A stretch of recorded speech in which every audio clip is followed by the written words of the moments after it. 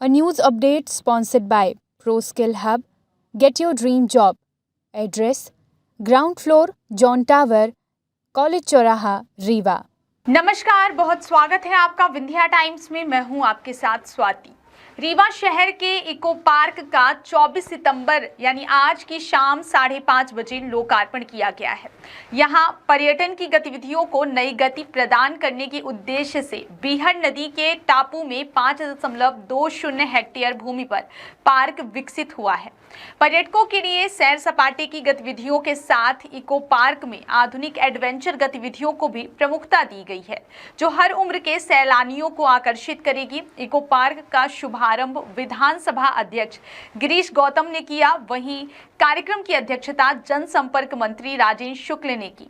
इस अवसर पर विशिष्ट अतिथि के तौर पर सांसद जनार्दन मिश्र, विधायक गुढ़ नागेंद्र सिंह, विधायक मनगवा, पंचूलाल प्रजापति, विधायक सिरमौर दिव्यराज सिंह, विधायक त्योंथर श्यामलाल द्विवेदी, विधायक मऊगंज प्रदीप पटेल, विधायक सिमरिया केपी त्रिपाठी, नगर निगम स्पीकर वेंकटेश पांडे, अध्यक्ष जिला पंचायत नीता कोल, जिला भाजपा अध्यक्ष अजय सिंह आदि मौजूद रहे। आइए आपको सुनाते विंध्या टाइम्स से बातचीत के दौरान जनसंपर्क मंत्री राजेंद्र शुक्ला को उन्होंने क्या कुछ कहा है। हाँ, एनजीटी से तो कोई रोक नहीं थी, लेकिन अड़चनें इसमें ज़रूर बहुत आई। जब से इसका योजना बनाना शुरू किया तभी से, क्योंकि जहाँ 10 एकड़ का टापू है, 2 टापू है, एक 6.5 एकड़ का, एक 2.5 एकड़ का, 3.5 एकड़ का, तो वो निजी भूमि थी, सरकारी नहीं थी। तो जब मैं 2008 में फॉरेस्ट मिनिस्टर बना था तो हमने वन विकास से इसको एक्वायर कराया था। 1 करोड़ रुपए में ख़रीदा था उस समय। यादव जी की ज़मीन थी वो, और जब वो वन विभाग के नाम हो गई और 5 एकड़ ज़मीन ये नगर निगम के नाम थी, उनके बीच में एक जॉइंट वेंचर बना के MOU साइन कराया था। और उसके बाद इको टूरिज़म बोर्ड ने इसका टेंडर किया, और टेंडर करवाने में ही बहुत जद्दोजहद थी, क्योंकि 2-2, 3-3 डिपार्टमेंट को जोड़ना, फिर उनको इकट्ठा करना, फिर उनके साथ एक टेंडर का मॉडल बनाना, निजी पूंजी निवेश में लोग आएंगे ये समझाना, और फिर उसके बाद टेंडर हुआ और फिर एजेंसी आई और उसने अपना काम शुरू किया। फिर सरकार जब बदली तो आप सोचिए 2008-9 में ज़मीन लेने के बाद 16-17 में इसका टेंडर हो पाया था। मतलब कितनी लंबी कवायद थी वो। और टेंडर के बाद जब 18 में सरकार बदल गई तो नया योजना तो सैंक्शन करना दूर रहा, इस स्वीकृत योजना को जिसमें सरकार का 1 रुपया नहीं लगना है, उसको निरस्त कर दिया गया था। तो फिर 2020 में जब दोबारा हमारी सरकार बनी तो इसको रिवाइव कराने में हमको बड़ी मेहनत पड़ी, क्योंकि सरकार ने टर्मिनेट कर दिया। तो जो डेवलपर थे वो हाई कोर्ट चले गए। अब जब उनके बीच में कंप्रोमाइज़ करा रहे थे तो किसी को एक दूसरे पर भरोसा नहीं था। डेवलपर को सरकार पे भरोसा नहीं था कि हमसे हाई कोर्ट से केस वापस ला के और फिर हमें परेशानी में डाल देंगे, और सरकार को ये था कि हाई कोर्ट में है, इनका हम कैसे रजिस्ट्रेट करें। तो दोनों को बैठा के और उनको अंडरस्टैंडिंग डेवलप करना, उनके बीच में बताना कि हम बीच में हैं भाई, आप चिंता मत करो, और ये समझौता करिए। समझौता हुआ आउट ऑफ कोर्ट। फिर कोर्ट में जाके उन लोगों ने अपना समझौता पत्र प्रस्तुत किया, तो कोर्ट से बाहर आए। जब कोर्ट से बाहर आए तो फिर सरकार को इसको रीइंस्टेट करना था। उसमें भी थोड़ा समय लगा, लेकिन अंततः ये पुनर्जीवित हुआ काम। और पुनर्जीवित होने के बाद पिछले 3 सालों में युद्धस्तर पे काम हुआ है, लगभग 15 करोड़ रुपए। अभी तो इसमें और भी 60-65 कमरों का 5 स्टार होटल टाइप का बनेगा, और बाकी इनके जो कमरे पुराने RTO बिल्डिंग जो थी वहाँ पर होटल बन गया है, रेस्टोरेंट बन गए हैं। इनके टापू में भी डेवलपमेंट हो गया है। एडवेंचर स्पोर्ट्स के कई चीज़ें यहाँ पर गतिविधियाँ शुरू होंगी। बच्चे यहाँ से वहाँ तक स्काई वॉक करेंगे और कई तरह के चीज़ें करेंगे। तो कुल मिला के अंत भला तो सब भला।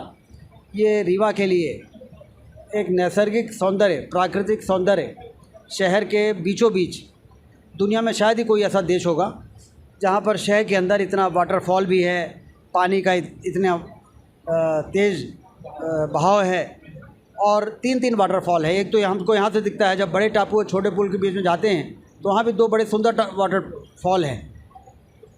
जो छोटा टापू है वहाँ पर इन लोगों की योजना ये है कि वहाँ पर हम प्राकृतिक चिकित्सा का सेंटर बनाएंगे, जहाँ पर तमाम तरह की चीज़ें होंगी। तो कुल मिला के मुझे ऐसा लगता है कि आने वाले दिनों में पर्यटकों के लिए बड़ा आकर्षण का केंद्र होगा। और डेस्टिनेशन वेडिंग जो आज के समय में बहुत प्रचलित है, लोग शादी करने बारात और घरात के लोग दूर जाते हैं, मुझे लगता है कि यहाँ पर आने वाले दिनों में डेस्टिनेशन वेडिंग के लिए भी रीवा के लोग भी प्रेफर करेंगे और बाहर के लोग भी करेंगे। और जब इस प्रकार की यहाँ पर गतिविधियाँ बढ़ेंगी तो यहाँ पर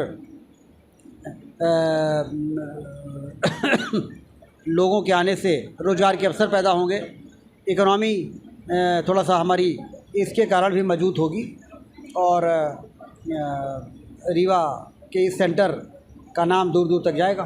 आपने बात की तमाम इतनी अड़चनों के बीच आज सपने के पूरा होने जैसा है इको पार्क का उद्घाटन। और अगर इस पे बात करें, क्योंकि ये रीवा के लोग देखते थे कि ये टापू था और जंगल टाइप दिखता था, लेकिन आज इस तरह बन पाएगा किसी ने नहीं सोचा था। पहली बार दिमाग में कैसे आ गया? हाँ, ये वास्तव में अपराधियों की शरण स्थली बन गया था। लोग नदी पार करके गतिविधियाँ करते थे। एक बार तो एक बहुत छोटे बच्चे की हत्या करके और अपराधियों ने ले जाके उस टापू में डाल दिया था। बहुत दिनों तक डेड बॉडी नहीं मिली थी। तो उस टापू को सजाने संवारने का ध्यान में इस तरीके से आया कि एक बार मैं स्विट्ज़रलैंड गया था सरकारी दौरे में, और उसके बाद छुट्टी के दिन में ब्रेक रहता है, तो हमको ले गए कि एक बहुत अच्छा स्थान है, चलिए वहाँ पे ले चलते हैं, वहाँ पर वाटरफॉल है, और ले गए वहाँ पर। अब पूरे यूरोप के लोग वहाँ पर इकट्ठे थे उस सेंटर को देखने के लिए। और जब मैं वहाँ पर गया तो मैंने देखा कि ये वाटरफॉल तो हमारे छोटी पुल और बड़ी पुल के बीच के वाटरफॉल के सामने कुछ नहीं है, लेकिन यहाँ पर इतने लोग उमड़ रहे हैं, और हमारे यहाँ चूँकि हमने उसको डेवलप नहीं किया, इसलिए सौंदर्य तो है लेकिन वो जनता के लिए खुला नहीं है, जनता के लिए जाने लायक नहीं है। 2008 के पहले की बात है? 2018 और 18 के बीच में कभी ऐसी, हाँ मतलब 2008 के पहले, ठीक कह रहे हैं आप, उसके पहले की बात है। तभी फिर हमने इस टापू को खरीदने का निर्णय किया था। तो और एक बार मुझे राम सागर शास्त्री जी, जो हमारे यहाँ के बहुत ही बड़े लेखक रहे, उन्होंने भी एक बार मुझको, जब मैं विधायक नहीं था तब भी, और जब मैं मंत्री बन गया 2004-05 में, तब भी उन्होंने मुझसे ये कहा कि महेंद्र कुमार मानव विंध्य प्रदेश के समय टीकमगढ़ के मंत्री होते थे। तो अपने लेख में लिखा था उन्होंने, विंध्य प्रदेश की पुस्तक में लिखा था कि महेंद्र कुमार मानव ने ये कहा था कि यदि इस टापू को विकसित कर दिया जाए और मेन लैंड से उसको जोड़ दिया जाए तो पर्यटकों के लिए ये बहुत ही बड़ा स्थल बन सकता है। ये हमको शास्त्री जी ने बताया, तो वो भी दिमाग में था। फिर जब वो स्विट्ज़रलैंड में जाके देखा तो मुझे लगा कि वास्तव में इस पर काम करना ज़रूरी है, क्योंकि कोई भी व्यक्ति बहुत पहले यदि कोई बात करके गया तो उसका एक विज़न है, और उस प्रकार की यदि कोई थीम हमारे सामने आती है तो उसको डेवलप करने से वो स्वरूप आ जाता है।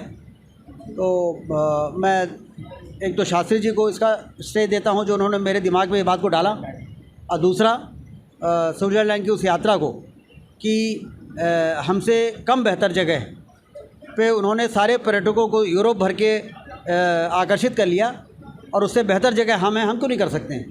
तो आज वो स्वरूप बन के तैयार हुआ है, और अब मुझे ऐसा लगता है कि आने वाले दिनों में लोग इसको देखने आया करेंगे। A news update sponsored by ProSkill Hub. Get your dream job. Address: ground floor, John Tower, College Choraha,